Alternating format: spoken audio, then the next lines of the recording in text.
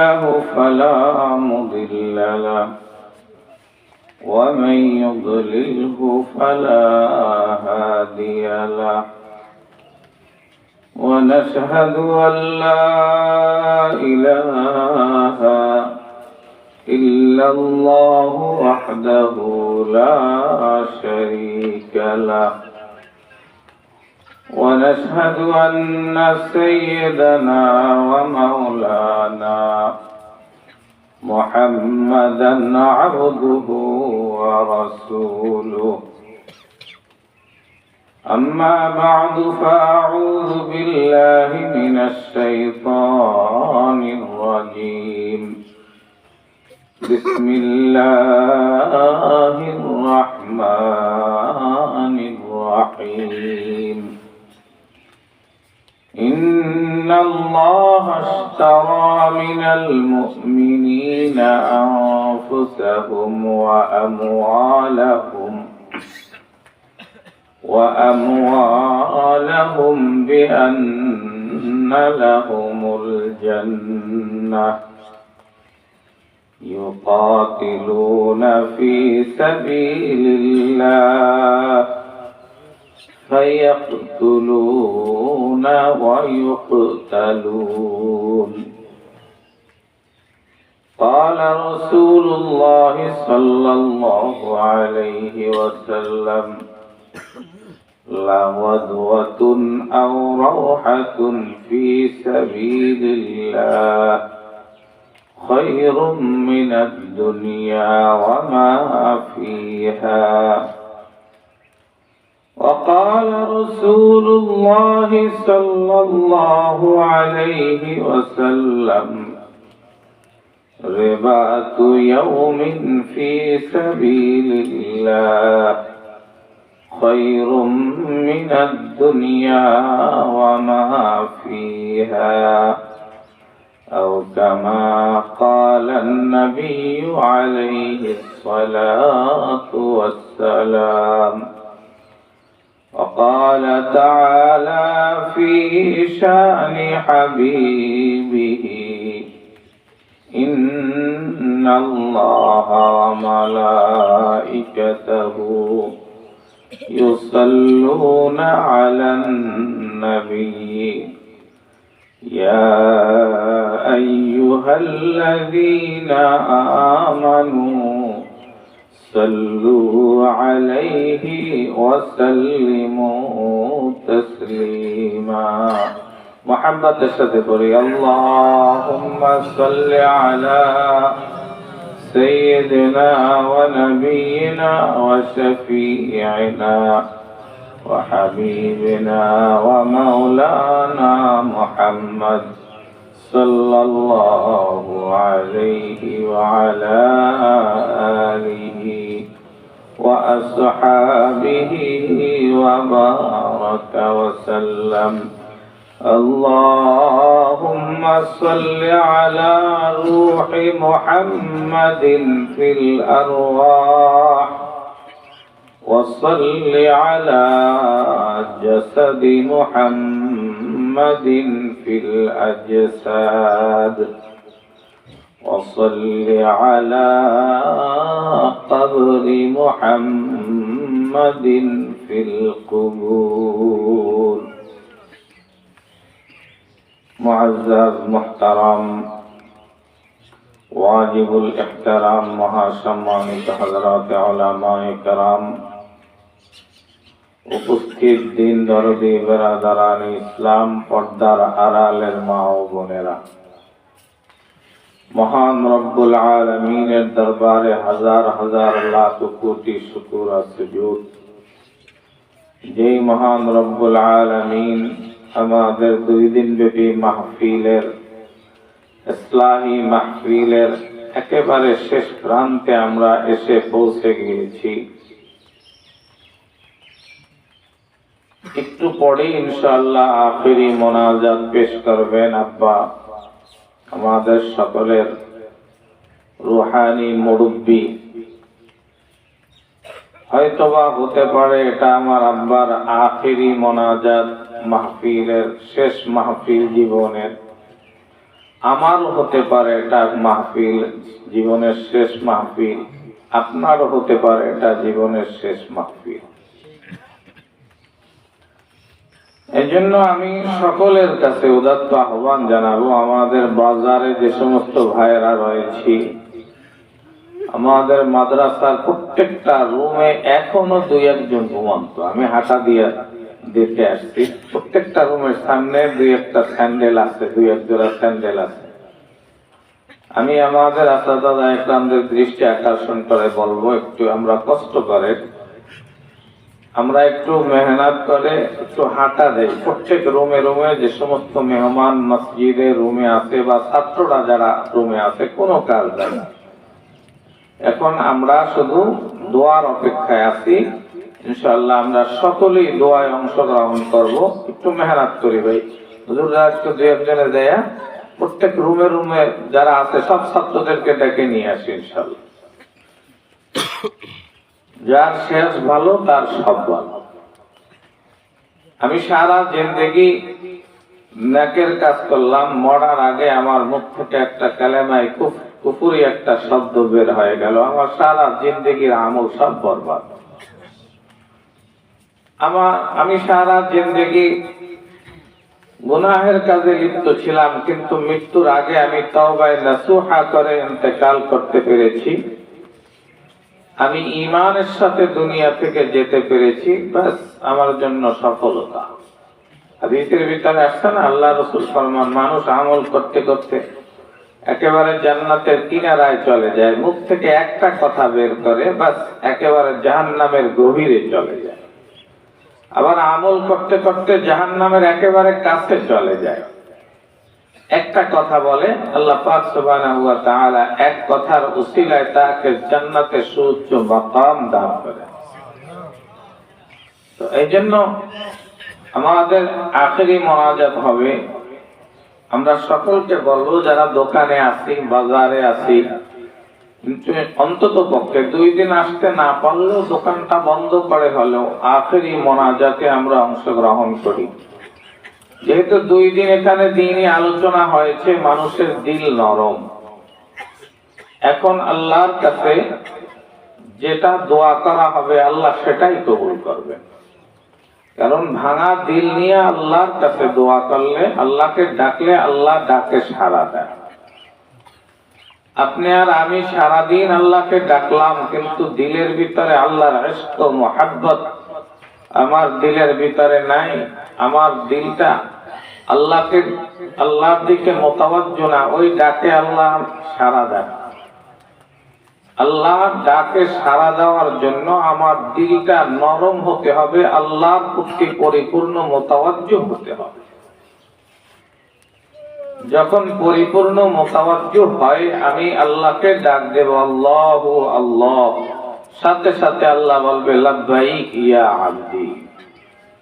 আর আমি মনের ভিতরে দুনিয়ার সব চিন্তা ভাবনা, কিভাবে টাকা কামাবো, কিভাবে সন্তান স্ত্রী, এই সমস্ত চিন্তা ভাবনা দিলের ভিতরে নিয়ে সারাদিন যদি আল্লাহকে ডাকি, ওর তাসির আমার দিলের ভিতরে হবে না।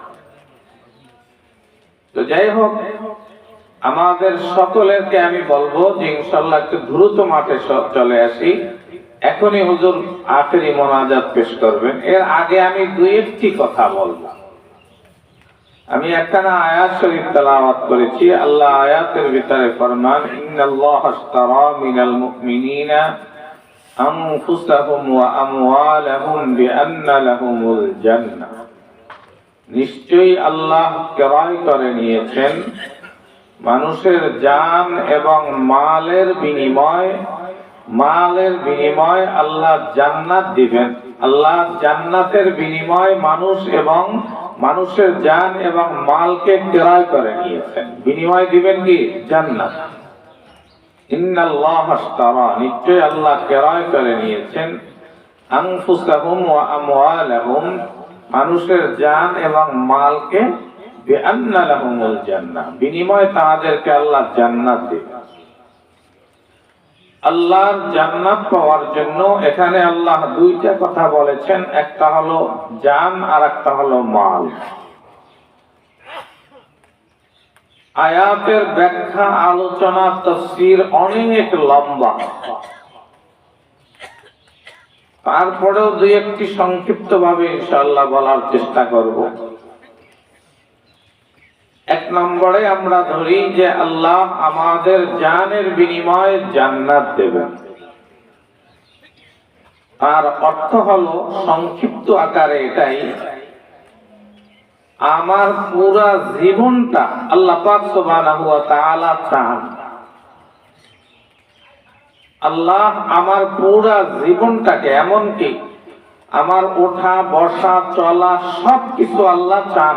তার মানে সবকিছুই আল্লাহর আদেশ নিষেধের ভিতরে থাকতে হবে। এর দ্বিতীয় আর একটা ব্যাখ্যা এভাবেও হতে পারে, আল্লাহর রাস্তায় যদি আমরা আমাদেরকে উৎসর্গ করে দিতে পারি, আমার জানকে যদি আল্লাহর রাস্তায় আমি উৎসর্গ করে দিতে পারি, আল্লাহ পাক সুবহানাহু ওয়া তাআলা বিনিময়ে আমাদেরকে জান্নাত দেবেন। আল্লাহর রাস্তায় উৎসর্গ করার অনেক অর্থ আছে, তার ভিতরে একটি হলো যেটা বললাম যে আমাকে পরিপূর্ণ আল্লাহ এবং আল্লাহর রাসূলের কাছে সুপর্দ করিয়া দেওয়া।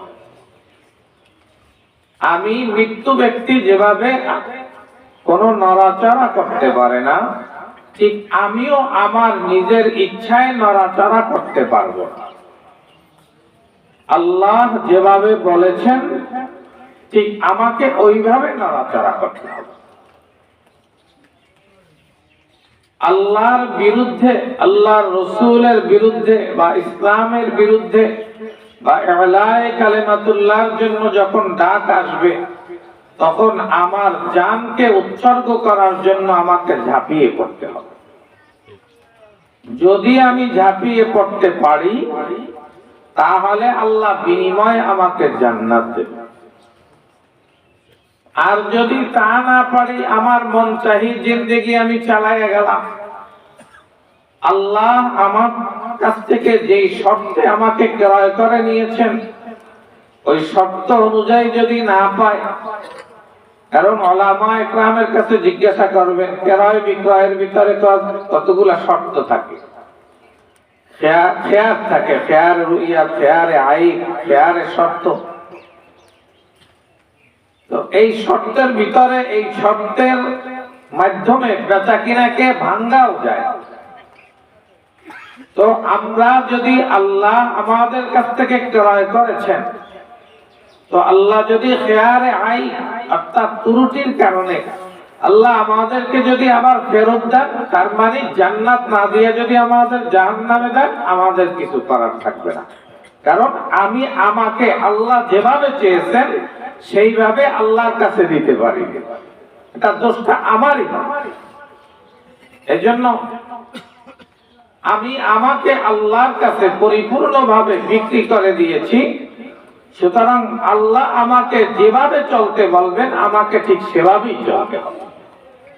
আল্লাহ যদি বলে তুমি তোমার জানকে আমার রাস্তায় কোরবানি করো, আমার জানকে আল্লাহর রাস্তায় কোরবানি করতে হবে। আমরা রাজি আছি তো ইনশাআল্লাহ? হযরত জাফর তাইয়ার রাদিয়াল্লাহু তাআলা আনহু সিরাতে ইবনে হিশাম, বুখারী বিভিন্ন সিরাতের কিতাবের ভিতরে লেখেন, এক জায়গায় সাজালো গুছালো নাই, বিভিন্ন জায়গা থেকে বিষয়টা আমি সংক্ষিপ্ত আকারে বলার চেষ্টা করতেছি। হযরত জাফর তাইয়ার রাদিয়াল্লাহু তাআলা আনহু, জাফর ইবনে আবি তালেব, আল্লাহর রাসূলের চাচা আবু তালেব, যিনি আল্লাহর রাসূলকে সবচেয়ে দুনিয়াতে বেশি ভালোবাসতেন। আবু তালেবের 4 জন ছেলে ছিল, আকিল, তালেব, জাফর, আলী। এই 4 জন ছেলে ছিল। তালেবের নামই আবু তালেব হিসাবে তিনি পরিচিত। তো জাফর রাদিয়াল্লাহু তাআলা আনহু তিনি আবু তালেবের ছেলে ছিলেন। আল্লাহ রাসূল সাল্লাল্লাহু আলাইহি ওয়াসাল্লামের চাচাতো ভাই ছিলেন। ইসলাম গ্রহণ করার পরে যখন ইসলাম ধর্ম গ্রহণ করেন, মক্কার ভিতরে তাদের উপরে প্রচন্ড নির্যাতন শুরু হয়। আলোচনা অনেক লম্বা, আপনারা ধৈর্য হারা হবেন না, অল্প সময়ের ভিতরে শেষ করে দেব ইনশাআল্লাহ। তো সাহাবায়ে কেরাম স্বল্প সংখ্যক ছিলেন, কাফেরদের নির্যাতনও অধিক পরিমাণে ছিল, যার কারণে সাহাবায়ে কেরাম নির্যাতন সহ্য করতে না পেরে জনাবে রাসূলুল্লাহ সাল্লাল্লাহু আলাইহি ওয়াসাল্লামের কাছে জাফর রাদিয়াল্লাহু তাআলা আনহু আসলেন, হুজুর আর সহ্য করতে পারি না, আল্লাহর জমিন অল্প নয়, থোড়া নয়, আপনি যদি আমাদের অনুমতি দেন তাহলে আমরা একটু হিজরত করে অন্য কোন দেশে গিয়া একটু আরামের সাথে আল্লাহর ইবাদত করব, দ্বীনের প্রচার প্রসার করব। জনাবে রাসূলুল্লাহ সাল্লাল্লাহু আলাইহি ওয়াসাল্লাম হযরত জাফর রাদিয়াল্লাহু তাআলা আনহুকে ইজাজত দিলেন, তার সাথে তার স্ত্রী আসমা বিনতে উমাইস, উপাধি হলো উম্মে সালমা, এবং আরো কিছু লোক তাহারা রওনা দিলেন, হিজরত করে নিজের জন্মভূমি ত্যাগ করে হাবশার উদ্দেশ্যে রওনা করলেন। একটা বণিক দলের নৌকায় চড়ে তারা আরব সাগর পাড়ি দিয়ে সে হাবশায় চলে গেলেন, আফ্রিকার ভিতরে পড়েছে, আফ্রিকা মহাদেশে, সেখানে চলে গেলেন। মুসলমানদের উপরে ঈমান আনার কারণে, কালেমা পড়ার কারণে মুসলমানদের প্রতি কাফেররা এত পরিমাণে ক্ষিপ্ত ছিল যে এলাকায় বসে তো তুমি ভালো কাজ করতে পারবাই না, দূরে যায় যদি কোথাও করতে চাও তাও করতে দেব। আমাদের সমাজের ভিতরেও এই একটা ফিতনা আছে, যদি আপনি সমাজের সঠিক ইসলামের উপরে চলতে যান তাহলে দেখবেন প্রতিবন্ধকতার কোনো অভাব নাই, ভালোভাবে চলতে দিবেই না আপনাকে। তো কাফেরদেরও তখনকার সময় একই অবস্থা ছিল। হযরত জাফর রাদিয়াল্লাহু তাআলা আনহু তার সাথীদের নিয়ে হাবশায় চলে গেলেন। তো কাফেরদের এই বিষয়টা সহ্য হচ্ছে না, কাফেররা খোঁজ লাগাইলেন কোথায় গেছে তারা। খোঁজ করতে করতে পাইলেন যে হাবশায় গেছে। তো হাবশায় যাওয়ার সংবাদ পায়া কাফেররা দুইজন লোক, একজন হলো আমর ইবনুল আস রাদিয়াল্লাহু তাআলা আনহু, যিনি মুসলমান হয়েছিলেন, আর একজন হলো আব্দুল্লাহ বিন রবিআ।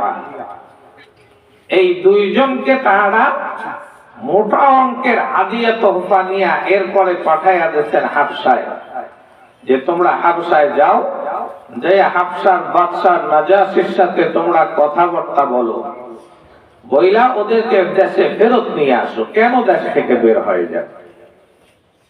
তো তারা ওখানে গেলেন, যাইয়া বাদশাকে উপটৌকন দিলেন, দিয়া বললেন আমাদের কিছু আত্মীয় স্বজন ভাই বেরাদার এরা এখানে আসছেন রাষ্ট্রদ্রোহিতার অপরাধ করে, একটু তাদেরকে ফেরত যেতে হবে আমাদের কাছে। বাদশা বললেন যে না, আমি উভয়ের কথা শুনবো, এরপরে যেটা ফয়সালা করার ফয়সালা করবো, তোমরা ইয়ে চাবা আর আমি দিয়ে দেবো, এটা হবে না, আগামীকালকে সকালবেলা তোমরা আসবা। তো বাদশা তার কিছু পাদ্রী ওখানে ছিলেন, খ্রিস্টান পাদ্রী, তাদেরকে ওখানে উপস্থিত করলেন। তো প্রথমে কাফেরদের পক্ষ থেকে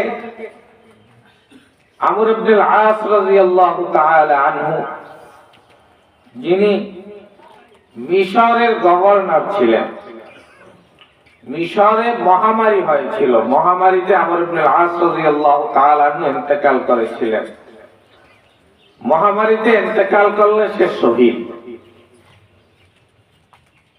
আমাদের দেশে কিছুদিন আগে করোনা ভাইরাস গেছে, যে করোনায় মরছে ও ডরেও বলে না, যে মনে করে যে ও মনে হয় কি নাফরমানি করছে এই জন্য করোনায় মারা গেছে, অথচ সে মহামারীতে মারা গেছে, হাদিস বলতেছে সে শহীদ। আর যে মরছে, যে বাড়িতে করোনায় মারা গেছে, ওদেরকে একটা ঘৃণিত মনে করে, যে করোনায় মরছে মনে হয় গেছে জাহান্নামে। তো সাহাবা ইকরামের যুগেও মহামারী হয়েছে। মুসলিম শরীফের ভিতরে আছে প্রথম খণ্ডের ভিতরে, মুকদ্দমার ভিতরে প্রথম খণ্ডে ইসলামের প্রসিদ্ধ কিছু মহামারী ছিল। যাই হোক, সেটা অন্য কথা। তো আমর ইবনে আল-আস রাদিয়াল্লাহু তাআলা আনহু হাবশার বাদশাকে বললেন যে এরা রাষ্ট্রদ্রোহিতা করিয়া এরপরে আসছে। বাদশা বললেন মুসলমানদেরকে, মুসলমান তোমরা যারা আসছো এখানে হিজরত করে, তোমরা কি বলে? মুসলমানদের পক্ষ থেকে হযরত জাফর রাদিয়াল্লাহু তাআলা আনহু তিনি দাঁড়াইলেন। তিনি দাঁড়াই একটা খুতবা দিলেন। খুতবার ভিতরে জনাবে রাসূলুল্লাহ সাল্লাল্লাহু আলাইহি ওয়াসাল্লাম তার যে তরিকা, তার যে আখলাক, সে কিসের দাওয়াত দেয়, এই কথাগুলা সুন্দরভাবে তিনি বুঝাইয়া উপস্থাপন করলেন। যে আল্লাহ রাসূল সাল্লাল্লাহু আলাইহি ওয়াসাল্লাম আমাদেরকে বলেছেন যে মূর্তি 360টা নয়, খোদা হবে একজন, লা ইলাহা ইল্লাল্লাহ। কি বলেন? ঠিক আছে। এরপরে জনাবে রাসূলুল্লাহ সাল্লাল্লাহু আলাইহি ওয়াসাল্লাম আমাদেরকে বলেন যে তোমরা আত্মীয়দের হক আদায় করো, স্ত্রীর হক আদায় করো, সন্তানের হক আদায় করো, তোমরা মেহমানদারি করো, মানুষদেরকে সৎ পথের আদেশ দাও, অসৎ পথ থেকে নিষেধ করো, ইত্যাদি ইত্যাদি যখন বললেন, আল্লাহু আকবার কাবীরা, তখন বাদশা বললেন যে এই কথা বলে সে তো কখনো সময় রাষ্ট্রদ্রোহী হতে পারে, অতএব তোমরা যে রাষ্ট্রদ্রোহিতার অভিযোগ দিচ্ছ এটা মিথ্যা কথা, তোমরা চলে যাও। তো আমর ইবনে আল-আস রাদিয়াল্লাহু তাআলা আনহু তারা বললেন যে আগামী কালকে যাব, আজকে তো বাদশা বের করে দিয়েছে, আগামী কালকে যায়া বাদশাকে বলবো আরো বুঝাইয়া, তাইলে বাদশা আমাদের কথা শুনবে। তো পরের দিন আবার গেলেন, বাদশা আবার উভয় দলকে ডাকলেন। ডাকার পরে বাদশা আমর ইবনে আল-আস রাদিয়াল্লাহু তাআলা হযরতে জাফর ইবনে আবি তালিব রাদিয়াল্লাহু তাআলা আনহুর কাছ থেকে সব শুনলেন। তখন জাফর রাদিয়াল্লাহু তাআলা আনহু বলেছিলেন, আমরা যার অনুসরণ করি তাকে পরিচালনা করে আসমানে থাকনেওয়ালা খোদা। তো তখন বাদশা জিজ্ঞাসা করলেন যে সে কিভাবে পরিচালনা করে? এটা ওহীর মাধ্যমে। ওহী কি? ওহী হলো জিবরাইল আলাইহিস সালাম নিয়ে আসেন, আমাকে একটু তেলাওয়াত করিয়া শোনাও। তখন জাফর রাদিয়াল্লাহু তাআলা আনহু তাহা মা আনজালনা আলাইকাল কুরআনা লিতাশকা, এই সূরার কিছু অংশ তেলাওয়াত করেছিলেন। কিতাবের ভিতরে লেখেন যখন সূরা পড়া ধরেছে সাথে সাথে বাদশা পাদ্রী যারা ছিলেন প্রত্যেকের চোখ থেকে বেয়ে বেয়ে পানি পড়া আরম্ভ করে দিয়েছে। সুবহানাল্লাহ। বাদশা এই কোরআন শোনার সাথে সাথে বলে দিয়েছেন, কাফেরদেরকে বলে দিয়েছেন তোমরা চলে যাও, এরা আমার দেশের বাসিন্দা, আমি এদেরকে নাগরিকত্ব দিলাম, এরা আমার দেশের একজন নাগরিক, যে সুযোগ সুবিধা ভোগ করতে পারবে আজকের থেকে এরাও সেই সুযোগ সুবিধা পাবে। সুবহানাল্লাহ। তো যাই হোক, লম্বা কথা, অনেক মাঝখানে অনেক কিছু ঘটেছে। যেতে যেতে যাইতে যাইতে আল্লাহর রাসূল মক্কার কাফেরদের নির্যাতনে সহ্য করতে না পেরে আল্লাহর অনুমতি পেয়ে হিজরত করে মদিনায় চলে গিয়েছেন। মদিনায়ও রাসূলের বসবাসের সময় প্রায় 7 বছর হয়ে গিয়েছে, 7ম হিজরিতে। হযরতে জাফর রাদিয়াল্লাহু তাআলা আনহু তাদের কাছে খবর গেলেন যে আল্লাহ রাসূল মদিনায় আসছেন, ওখানে ইসলামী খেলাফত কায়েম করেছেন। তখন জাফর রাদিয়াল্লাহু তাআলা আনহু তিনি তার সঙ্গীদেরকে নিয়ে নৌকায় চড়িয়া এরপরে মদিনায় আসেন। মদিনায় যখন আসেন তখন খয়বার বিজয় হয়েছিল। তো খয়বার বিজয় হওয়ায় আল্লাহ রাসূল সাল্লাল্লাহু আলাইহি ওয়াসাল্লাম যে সমস্ত সাহাবীরা খয়বারে অংশগ্রহণ করেন নাই, এদেরকে খয়বারের কোনো সম্পদ দেয় নাই। শুধু জাফর রাদিয়াল্লাহু তাআলা আনহুর সাথী যারা হিজরত করে হাবশা থেকে এসেছিলেন, আল্লাহর রাসূল তাদেরকে খয়বারের সম্পদের ভাগ দিয়েছিল যুদ্ধ না করা সত্ত্বেও। অন্য কাউকে আল্লাহর রাসূল দেন নাই। তো জাফর রাদিয়াল্লাহু তাআলা আনহু মদিনায় আসেন। আল্লাহ তাকে দুইটা সন্তান দিয়েছিলেন, ছেলে সন্তান। একটি বছর পার হয়ে যায় মদিনায়। একটি বছর পার হওয়ার পরে আল্লাহ রাসূল সাল্লাল্লাহু আলাইহি ওয়াসাল্লাম মূলত এর আগে খয়বারের যুদ্ধের আগে সুলহে হুদায়বিয়া হয়েছিল ৬ষ্ঠ হিজরিতে। তো সুলহে হুদায়বিয়া পরে আল্লাহ রাসূল বিভিন্ন দেশের রাষ্ট্রপ্রধানদের কাছে চিঠি পাঠাইছিলেন। তো আল্লাহ রাসূল কায়সার রোমের বাদশা তার কাছেও চিঠি পাঠাইছিলেন হারিস বিন উমাইর রাদিয়াল্লাহু তাআলা আনহুর মাধ্যমে। বলেছিলেন এই চিঠিটা কায়সারের পক্ষ থেকে সিরিয়ার গভর্নর সুরাকবিল তার কাছে এই চিঠিটা পৌঁছাইয়া দেবা। সে এই চিঠিটা কায়সারের কাছে পৌঁছাইবে। এই দাওয়াতনামা, ইসলামের দাওয়াতনামা। কিন্তু আল্লাহর রাসূলের দূতকে সুরাকবিল মোতা নামক জায়গায় তাকে হত্যা করে ফেলে। আল্লাহ রাসূল সাল্লাল্লাহু আলাইহি ওয়াসাল্লামের একটা চিরচরিত অভ্যাস ছিল যে কোন দূত যদি রাসূলের কাছে আসতো, প্রতিনিধি দল আসতো, তাদেরকে রাসূল সম্মান করতেন, তাদেরকে বেইজ্জত করতেন না। আল্লাহ রাসূল যখন রাসূলের দূতকে হত্যা করছেন, এই বিষয়টা রাসূল মানতে না পেরে আল্লাহ রাসূল ৩০০০ সাহাবীদের একটা দল তৈরি করেন। ওই দলের প্রথম আমির নিযুক্ত করেন যায়েদ বিন হারিসা রাদিয়াল্লাহু তাআলা আনহুকে। আল্লাহ রাসূল সাল্লাল্লাহু আলাইহি ওয়াসাল্লাম বলেন, হেদায়েত দিতেছেন যুদ্ধে যাওয়ার আগে, যায়েদ বিন হারিসা যদি শহীদ হয়ে যায় তাহলে তোমরা সেনাপতি নির্ধারণ করবা, এরপরে জাফর ইবনে আবি তালেবকে।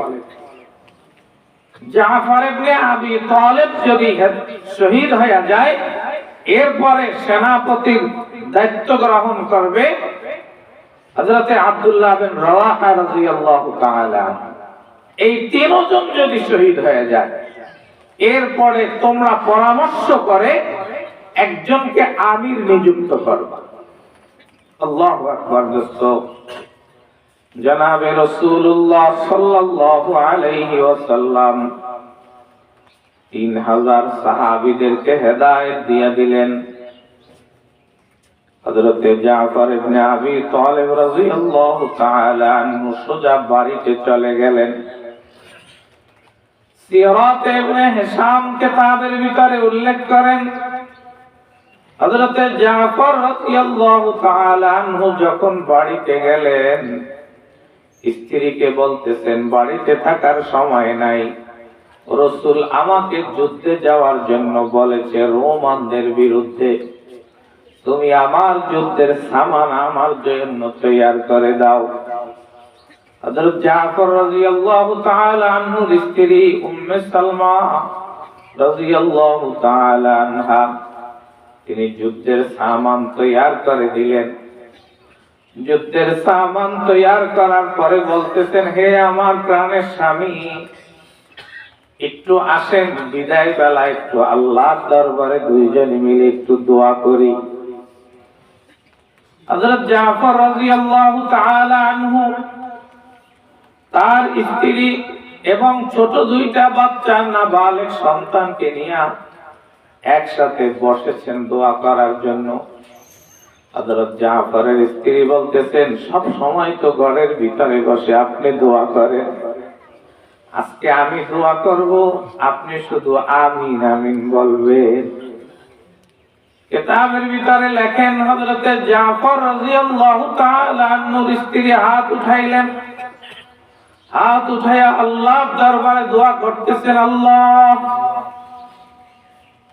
মুসলমানদের যেই দল কাফেরদের বিরুদ্ধে যুদ্ধ করার জন্য যাইতেছেন, আল্লাহ তুমি এই দলকে বিজয় দান করিয়া দিও।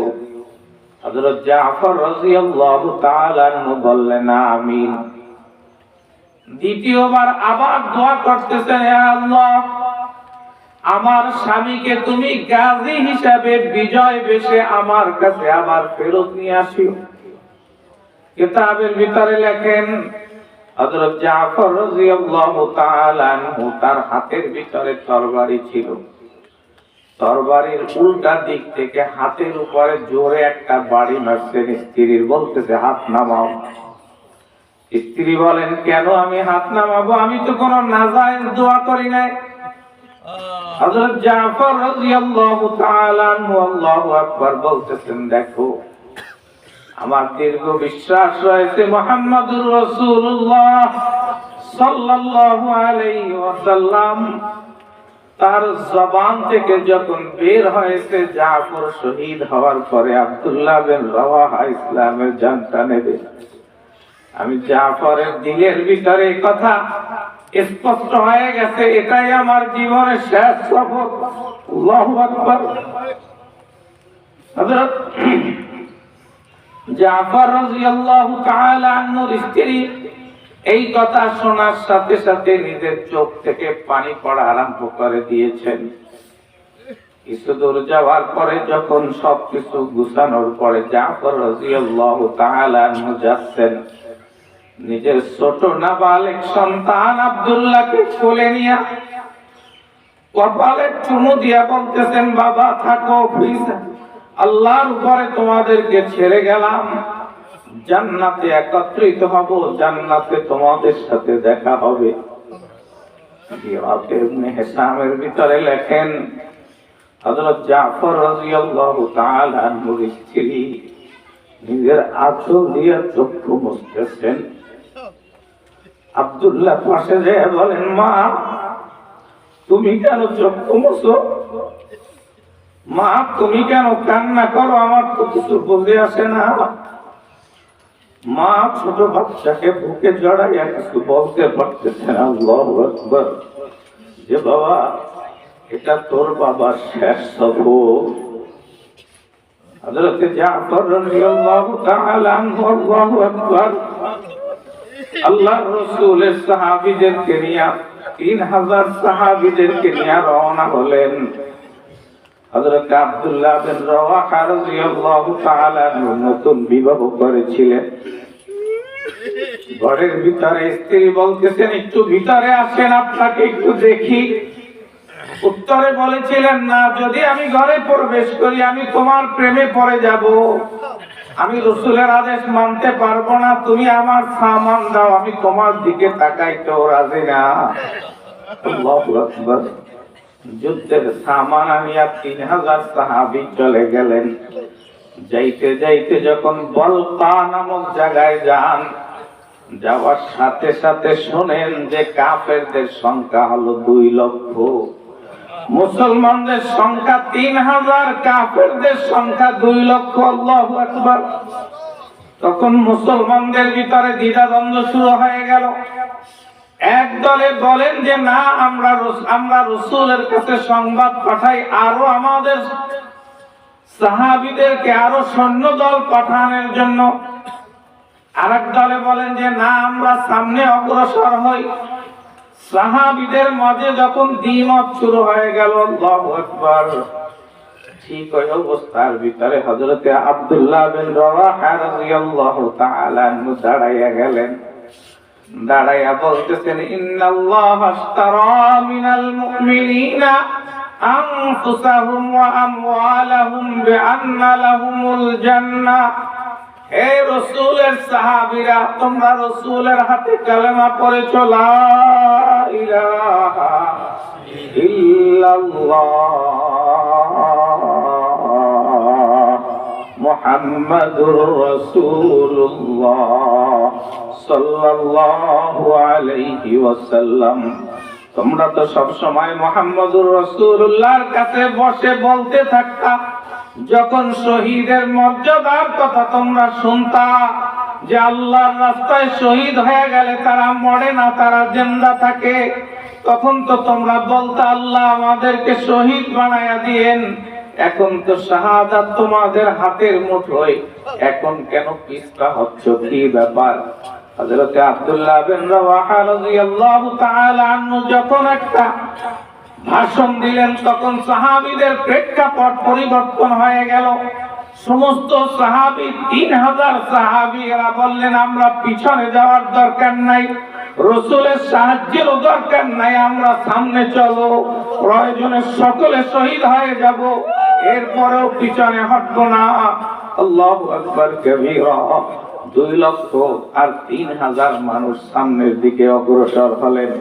হযরত যায়েদ ইবনে হারিসা রাদিয়াল্লাহু তাআলা আনহু যুদ্ধ আরম্ভ হয়ে গেলেন। ঝান্ডা ইসলামের যায়েদ ইবনে হারিসার হাতে। যুদ্ধ করতে করতে করতে করতে তিনি শহীদ হয়ে গেলেন। হযরত জাফর রাদিয়াল্লাহু তাআলা আনহু ঝান্ডা নিলেন। আল্লাহু আকবার। হযরত জাফর রাদিয়াল্লাহু তাআলা আনহু যখন ঝান্ডা নিয়ে 2 লক্ষ কাফেরদের ভিতরে প্রবেশ করলেন, কাফেরদের কচু কাটার মতন কাটতেছেন, ঠিক ওই অবস্থার ভিতরে একজন কাফের আসিয়া জাফরের ডান হাতের উপরে কোপ দিয়া ডান হাতটা কেটে দিলেন। সিরাত ইবনে হিশামের ভিতরে লেখেন হাতটা ঝুলতেছিল। হযরত জাফর রাদিয়াল্লাহু তাআলা আনহু তার হাতটাকে নিজের পায়ের নিচে রেখে ঝুলন্ত চামড়াটাকে এক টান দিয়ে হাতটাকে ছিঁড়ে ফেললেন। ডান হাত থেকে বাম হাতের ভিতরে ইসলামের পতাকা নিলেন। আল্লাহু আকবার। ইসলামের পতাকা নিয়ে যুদ্ধ আরম্ভ করে দিলেন। আল্লাহু আকবার। সামনের দিকে অগ্রসর হচ্ছে, বাম হাতটাও কেটে গেলেন। মুখের ভিতরে কামড়াইয়া দাঁত দিয়া কামড়াইয়া আল্লাহু আকবার ইসলামের পতাকা উপরের দিকে উঠায়া রাখলেন। হযরত আব্দুল্লাহ বিন ওমর রাদিয়াল্লাহু তাআলা আনহু ফরমান, আমি ওই যুদ্ধের ভিতরে ছিলাম। বুখারী শরীফের হাদিস। আব্দুল্লাহ বিন ওমর রাদিয়াল্লাহু তাআলা আনহু ফরমান, যখন যুদ্ধ শেষ হয়েছিল আমি জাফরের শরীরের ভিতরে ক্ষত চিহ্ন গণনা করেছিলাম।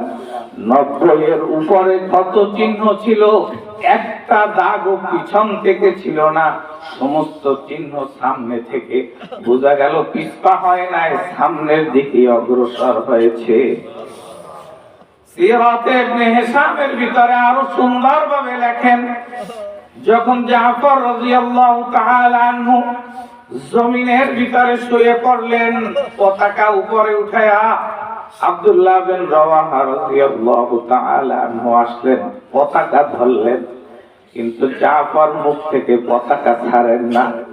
আব্দুল্লাহ বিন রাওয়াহা কানের ধরে যায় বললেন, ভাই জাফর, তুমি তো আল্লাহর দরবারে চলে যাইতেছো, আমি হলাম তোমার পরের সেনাপতি, রাসূল তো আমাকে দায়িত্ব দিয়েছিল, তুমি একটু আমাকেও আল্লাহর কাছে যাওয়ার জন্য সুযোগ করে দাও।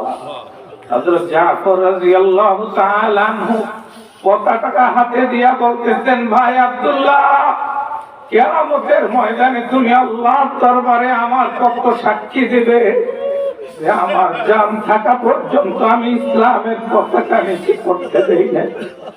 আমি জাফর যত বয়স পর্যন্ত আমার শরীরে জান ছিল, আমি ইসলামের পতাকাকে আমি জমিনে পড়তে দেই না। তুমি একটু আল্লাহর দরবারে আমার জন্য সাক্ষী দিও। আল্লাহু আকবার। হযরত জাফর রাদিয়াল্লাহু তাআলা আনহু শহীদ হয়ে গেলেন। হযরত আব্দুল্লাহ বিন রাওয়াহা রাদিয়াল্লাহু তাআলা আনহু শহীদ হয়ে গেলেন।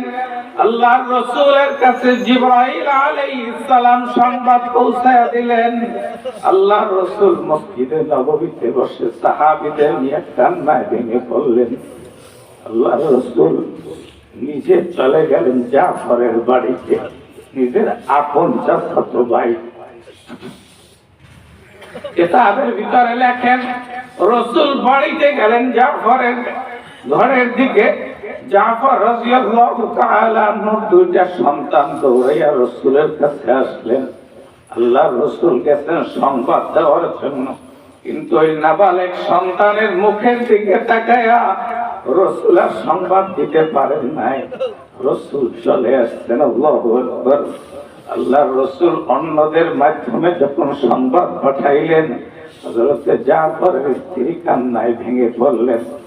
আল্লাহর রাসূল হযরত জাফর রাদিয়াল্লাহু তাআলা আনহু নাবালেগ সন্তানদেরকে বুকে জড়াইয়া রাসূল কান্না করতেছেন। আল্লাহু আকবার। আল্লাহ, ইন্নাল্লাহা আশতারা মিনাল মুমিনিনা আনফুসাহুম ওয়া আমওয়ালাহুম বিআন্না লাহুমুল জান্নাহ। আল্লাহ রাসূল মসজিদে নববীতে ঘোষণা করলেন, আমার জাফরের দুইটা হাত কাফেররা কেটে নিয়েছে, কোনো সমস্যা নাই। আল্লাহু আকবার।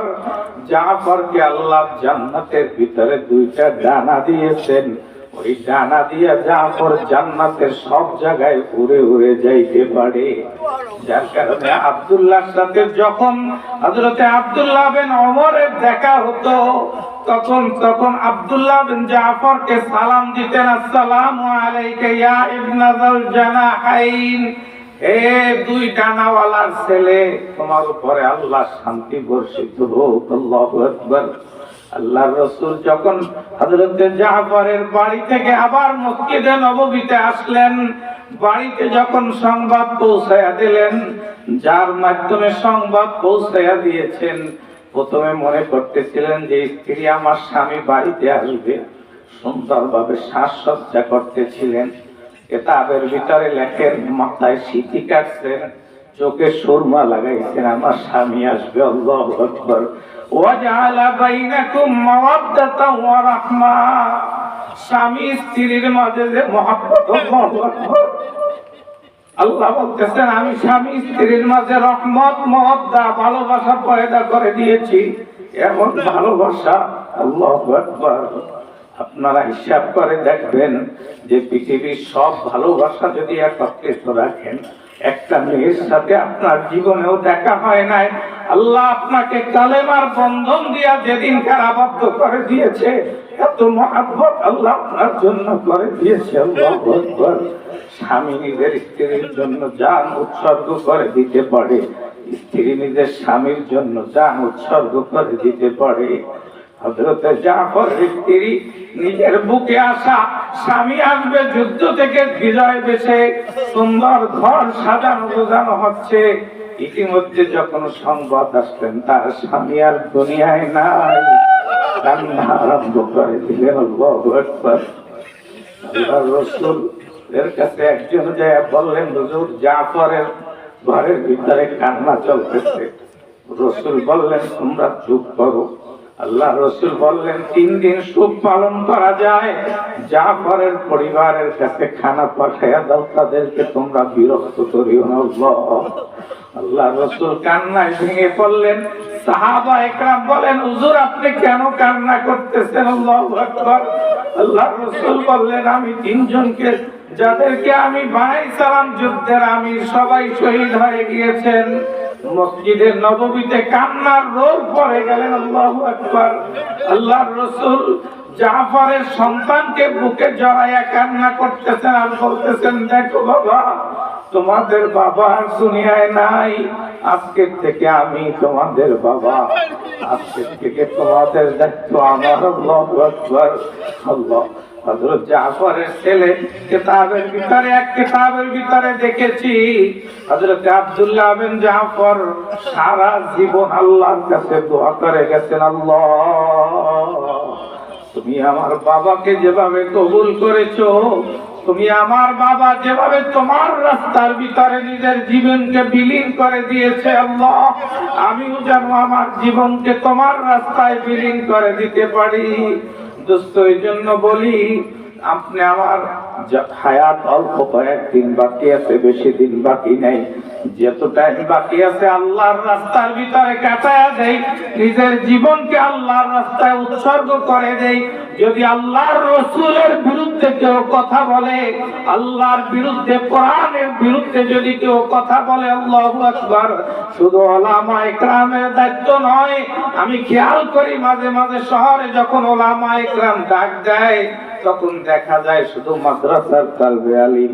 জান্নাত তো শুধু আল্লাহ মাদ্রাসার তালবে আলিমের জন্য বানান নাই।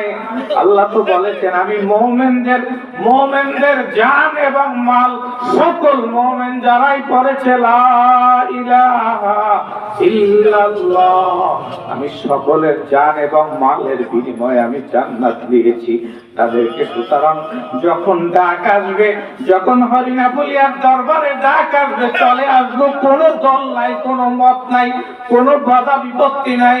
জায়গা জমি নিয়ে দ্বন্দ্ব আলাদা বিষয়, ইসলাম আলাদা বিষয়, পারিবারিক কোন্দল আলাদা বিষয়, ইসলাম আলাদা বিষয়। ইচ্ছা হুজুর ডাক দিবেন, চলে আসবেন। বুখারী খতম হবে, সামনে চলে আসবেন, দোয়া কবুল হয়।